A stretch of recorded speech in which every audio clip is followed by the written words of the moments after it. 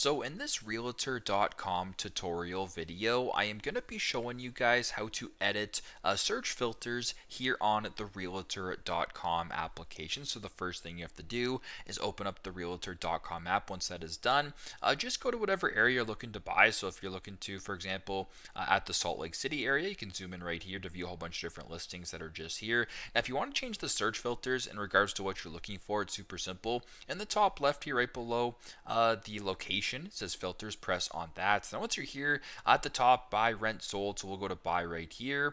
You can go to any property type if you want to change that. So if you want to select certain ones, you can. You can go to the price here and you can change the property price, a max and a min.